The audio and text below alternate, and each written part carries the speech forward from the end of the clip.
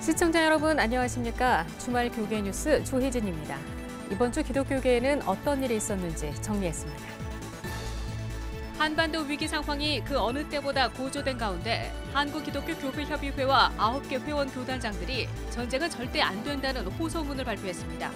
또 세계교회협의회 국제위원회가 한국을 방문해 교회협의회와 한반도 상황을 논의했습니다. 명성교회가 김삼환 원로 목사의 아들 김하나 목사의 청빙안을 노회에 상정하기 위해 노회 산하기구인 시찰회에 제출했습니다.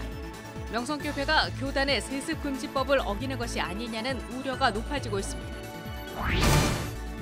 한국교회가 이단으로 규정한 교회에 출석하는 배우 박보검이 교회 기도성회를 자신의 SNS를 통해 홍보해 논란이 일었습니다. 전국에 있는 기독교 대안학교를 대상으로 5년에 한 번씩 실태 조사를 벌여온 기독교 학교 교육연구소가 이번에 3번째 조사를 실시했습니다. 기독대안학교의 현황과 과제를 분석했습니다.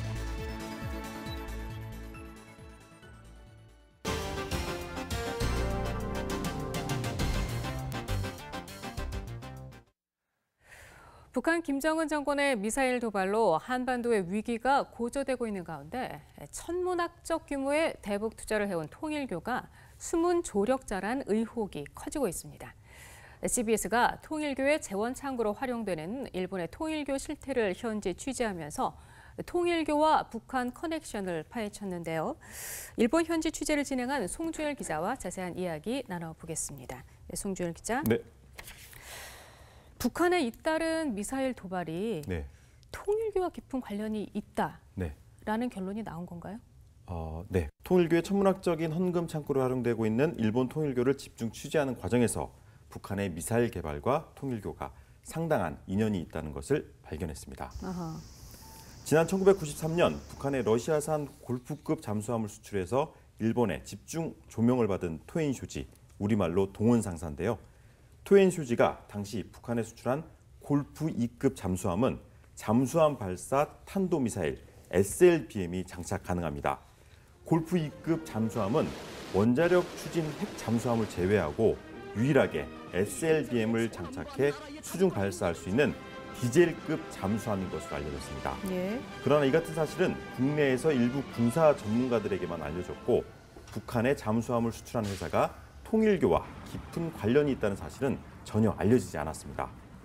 CBS 취재진이 국내 언론사로는 최초로 그동안 베일에 가려져 있던 토엔쇼지의 행방을 찾아낸 겁니다. 예. 토엔쇼지는 지난 1991년 시바다 아리요시, 한국명, 서재호를 비롯한 통일교 신도들이 설립한 무역회사입니다. 취재진이 입수한 법인 등기부 등본에 따르면 토엔쇼지 설립 목적은 식료품과 한방 원재료, 수산 가공물, 공예품 등의 수출입을 하도록 되어 있습니다. 그런데 이 토엔쇼지가 북한의 잠수함을 매각한 거죠. 예. 당시 주간 아사히와 주간 문춘 등 일본 언론에서는 북한에 넘어간 잠수함의 무기 전용 의혹을 집중 보도하기도 했습니다. 서재호는 당시 현지 언론과의 인터뷰에서 북한에 수출한 잠수함은 단지 고철일 뿐 절대로 군사 용도로 사용할 수 없는 물건이고 중요 군사 장비는 모조리 제거했다고 항변했습니다. 그러나 서재호는 1994년 5월 24일 미국 통일교 매체죠. 워싱턴 타임즈와의 인터뷰에서 북한에 매각한 잠수함이 단순 고철이 아니란 사실을 실토한 것으로 드러났습니다. 아하, 예. 골프 2급 잠수함의 가장 중요한 무기 체계인 수직 발사관 VLS라고 하는데요. VLS와 미사일 시스템이 제거되지 않은 상태로 북한에 넘어갔다는 의혹이 제기되는 대목입니다. 아하. 근데 이게 20년 전의 일이라는 얘기죠? 네. 근데 일본에서 대서특필됐던 일인데 네. 우리는 몰랐다? 이게 어떻게 가능한 일이었을까요? 그렇습니다. 그런데 우리 국방부는 이 같은 사실을 인지는 하고 있었습니다. 그런데 북한의 미사일 개발과 통일교가 어떤 관련성이 있다는 사실은 몰랐을 가능성이 좀 있습니다. 그럼 그래서 알려지지 않았다라고 보는 건가요? 또 개인적인 의견입니다만은 우리 사회의 통일교는 이단의 원조격인데요. 이제 이 통일교가 이미 종교와 비즈니스가 결합된 통일 그룹으로 자리를 잡으면서 국내 언론이 쉽사리 문제 제기를 하지 못했을 가능성이 있어 보입니다. 국방부는 지난 2015년 1월 국회 국방위원회 제333회 회의에서 당시 한민구 국방장관이 북한의 골프 2급 잠수함의 수직 발사관 기술 원천에 대해 북한이 골프급 잠수함을 통해 역설계를 해서 잠수함을 제작한 것으로 파악하고 있다고 밝혔습니다. 네. 트웨인쇼지의 대표 소재호는 1978년 8월부터 1985년 10월까지 통일교 청년 전위 조직인 원리연구회 소속 학사장과 서울 서부학군장, 대학 순회 전도단장을 역임했는데요. 여기서 통일교 대학 순회 전도단장은 통일교의 목회자를 교육하는 책임자로 통일교의 핵심층이라고 볼 수 있습니다. 네. 서재호는 현재도 트웨인쇼지 대표직을 유지하고 있으며 사광기 세계일보 전 사장과는 동양으로 통일교 수뇌부와도 가까운 것으로 전해졌습니다. 그렇군요. 근데 일본의 반응이 궁금합니다. 네. 그러니까 20년 전에 트웨인쇼지의 북한 커넥션이 이제 집중 보도가 됐다면서요. 네. 근데 그 최근에 미사일 도발에 대해서 일본이 굉장히 신경을 쓰고 있단 말이죠. 네. 그에 대한 반응이 어떤가요? 네. 취재진은 1993년 트웨인쇼지가 북한의 잠수함을 매각할 당시 기자 신분으로 통일교와 북한 커넥션을 파헤쳤던 아리타 요시우 민진당 의원을 만났습니다. 아리타 의원은 의원회관 사무실에서 진행한 인터뷰에서 통일교 내부 고발에 의해 잠수함 매각 사실을 알게 됐다고 밝혔습니다. 인터뷰를 들어보시죠. 当時はそのポトンガンホテルだけではなくて平和自動車含めて北朝鮮と統一教会との関係についての情報っていうのが、いろんなところから入ってきて、その一環としてこの潜水艦売却の情報も入ってきた。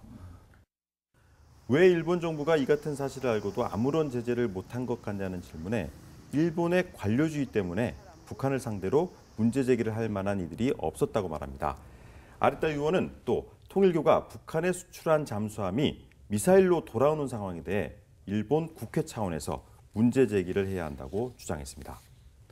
또 일본의 모 언론사가 얼마 전에 우리나라에 와서 북한 미사일과 통일교 연루 의혹에 대한 취재를 하고 간 것으로 알려졌습니다. 예. 일본 내에서도 또 한 번 이 문제가 집중 조명될 것으로 보이는데요. 그렇군요. 그렇게 되면 북한의 미사일 개발과 통일교 연루 의혹에 대한 CBS의 보도에 대해 아무런 반응을 내놓지 않고 있는 통일교 측이 어떤 해명을 내놓을지 궁금합니다.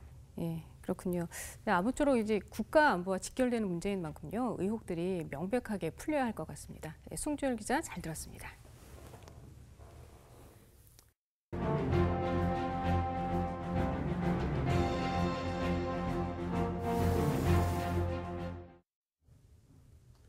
지난 주간에 한국의 대표적인 교단들이 총회를 열었습니다. 종교개혁 500주년을 맞아 열린 총회이기에 교계 안팎에서는 어떤 개혁의 메시지가 나올지 주목했습니다. 하지만 결과는 혹시나 했지만 역시나였다는 반응입니다. 종교개혁 500주년을 맞아 한국교회는 다양한 행사를 진행해왔습니다. 여러 가지 심포지엄과 토론회 등에서 오늘의 한국교회 현실을 진단하고 대안을 제시한 노력도 많았습니다. 주요 교단과 언론사가 힘을 모아 나부터 캠페인도 전개하고 있습니다. 이런 노력들을 수렴해 정책을 마련하고 제도를 바꾸는 것은 공교회의 최고 의결기관인 각 교단 총회의 몫이라고 할 수 있습니다. 하지만 이번 총회에는 종교개혁 500주년에 걸맞는 안건이 거의 보이지 않았습니다. 오히려 교인들에게 또 사회적으로 논란거리가 될 결정들이 부각된 총회가 되어버렸습니다. 대표적인 것이 요가와 마술을 금지한 이장통합총회의 결정입니다. 이 결정이 알려지자 해당 교단 소속이 아니어도 크리스천인 요가와 마술 강사들, 또 건강을 위해 요가를 하고 있는 수많은 교인들이 큰 혼란에 빠졌습니다. 선교를 위해 요가나 마술을 활용해온 교회 역시 마찬가지입니다. 한 평론가는 한국교회가 이효리와 성률이를 갈라놓았다는 촌표까지 내놓아 화제가 되고 있습니다. 같은 핑클 멤버지만 요가를 좋아하는 이효리와 이장통합 목회자의 자녀인 성률이 사이가 어색해질 것이라는 지적입니다.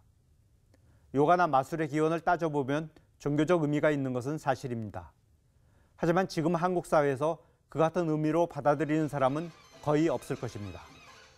그렇기에 이번 금지 결의에 대해 한국교회가 세상과 괴리되어 개토화되어가는 상징적 사건이라는 우려가 나오는 것입니다. 물론 이번 총회에서 긍정적인 결의도 없지는 않았습니다. 이장통합총회는 여성총대 할당제를 채택했고 고신총회는 500명 넘는 교회에 분립을 권고하는 결정을 했습니다. 또 합동총회는 유가족을 유로하기 위해 자살제에 대한 장례의식을 허용했습니다. 추석 민심이라는 말이 있습니다. 추석 명절 때 온 가족이 둘러앉아 이야기를 나누며 여론을 형성한다는 것이죠. 성큼 다가온 추석, 이 땅의 기독교인들도 둘러앉아 이야기를 나눌 것입니다. 회개와 개혁, 사랑과 희망을 나누며 키우는 자리가 되길 소망합니다. CBS 논평이었습니다.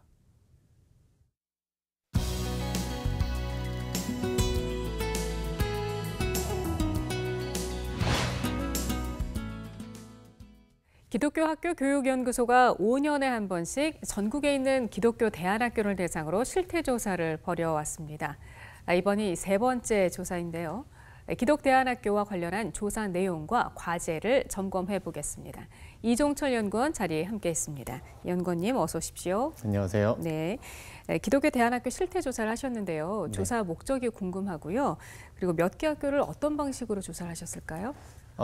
목적이라고 하면 이제 기독교 대안학교가 많이 늘어나고 있는데요. 예. 그 학교들이 얼마나 있는지 또 아하. 어떻게 되어 있는지를 실태 조사를 하는 걸 통해서 그 경향성을 읽을 수가 있거든요. 그 경향성을 네. 읽으면 지금 우리나라 기독교 대안학교가 어디에 와 있고 앞으로 어떻게 가야 될지를 볼 수 있기 때문에 네. 그런 것들을 위해서 저희가 기독교 대안학교의 그 건강한 성숙을 위해서 계속 5년마다 조사를 해오고 있습니다. 그렇군요. 2006년도에 저희가 첫 번째 조사를 해서 2007년에 발표했고요. 예. 2011년도에 조사해서 12년도에 발표, 2016년도에 조사한 거를 이번에 발표하게 된 겁니다. 그렇군요. 네. 근데 조사 내용이 궁금해요. 어떤 항목들을 조사하셨어요? 뭐 다양한 항목들이 있습니다. 크게 5가지 영역으로 되어 있는데요. 첫 번째는 학교의 기초적인 정보들에 관한 내용들이고요. 그리고 그 학교의 조직 및 운영에 관한 거, 그다음에 그 학생들에 관한 거, 시설에 관한 거, 교사들에 관한 거, 교육 과정에 관한 거, 네, 이렇게 영역을 나눠서 물어보고 있는데요. 뭐 학교가 몇 개 있는지, 학생은 몇 명 있는지, 아하, 네. 뭐 그런 것들 자세히 물어봤습니다. 아, 그렇군요. 그럼 전국의 기독대안학교 수는 얼마나 되든가요? 이번에 저희가 조사 발표한 게 265개가 있는 것으로 발표가 됐어요. 그렇군요. 예. 네. 2006년도에 저희가 조사했을 때 43개가 있었거든요. 네. 근데 2011년도에는 121개가 있었고요. 이번에 265개 해서 5년마다 2배 이상씩 계속 성장하고 있는 것으로 파악이 됐습니다. 그렇군요. 이렇게 급격하게 기독대안학교 수가 늘어났다는 거는 어떤 걸 의미한다고 보세요? 그만큼 이제 우리 부모님들께서 우리 아이들의 기독교 교육에 대한 의지가 네. 강해지고 있다고 볼 수 있는 것 같은데요. 공교육에 대한 불안감이나 어떤 불만족과도 연결돼 있는 것 같고요. 예.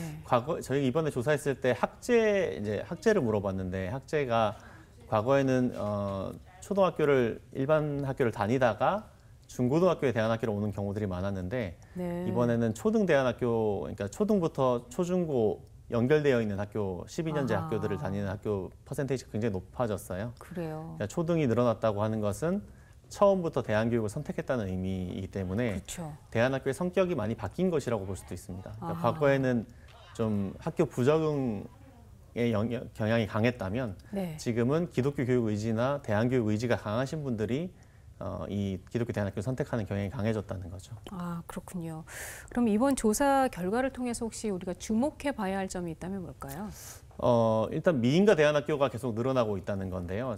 그러니까 이제 이 미인가 학교들이 계속 늘어나는 문제를 어떻게 법제화할 거냐 하는 문제가 큰 고민 중에 하나고요. 예. 이 미인가 학교들은 학부모 부담, 재정 부담 비율이 굉장히 높아요. 아, 그렇겠네요. 그러니까 이제 이 정부 지원을 전혀 받지 못하고 있기 때문에 그래서 이 학교들의 재정 문제를 어떻게 풀 거냐 하는 문제가 큰 고민 중에 하나입니다.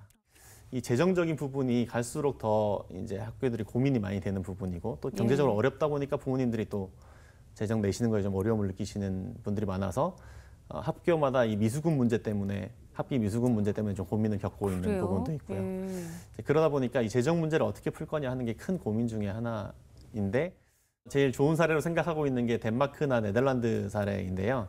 제가 덴마크를 다녀왔는데 덴마크에는 자유학교라는 제도가 있습니다. 네. 그룬투비 목사님이 자유학교라는 걸 만들기 시작해서 그 자유학교가 지금 그 덴마크 학생들의 전체 12% 정도가 자유학교를 다닌다고 그래요. 우리로 지금 대안학교인데 예. 저희가 이번에 조사하니까 저희 기독교 대안학교 다니고 있는 학생 수가 전체 우리나라 초중고 학생 수의 0.44% 정도 되더라고요. 그래요. 그러니까 네. 엄청난 차이죠. 덴마크는 그러네요. 12%인데 우리는 0.44니까요.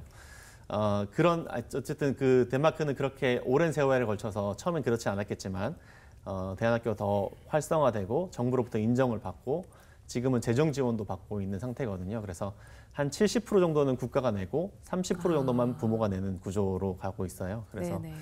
큰 부담 없이도 자유학교를 보낼 수 있는 구조가 되어 있는데 우리나라도 빨리 그런 노력을 계속 더 해나가야 되는 것 같아요. 제가 가서 덴마크 계신 분들한테 물어봤더니 그 역사가 한 100년 걸렸더라고요. 그래서 제가 그날 기도했습니다. 우리나라는 뭐든지 빨리빨리 하니까 네. 좀 더 빨리, 우리는 아직 역사가 짧지만 그런 날이 빨리 왔으면 좋겠다. 그렇게 기도하고 왔습니다. 네, 같이 기대해 보겠습니다. 네. 자, 요즘 한창 기독 대안학교들 신입생 모집 중이죠?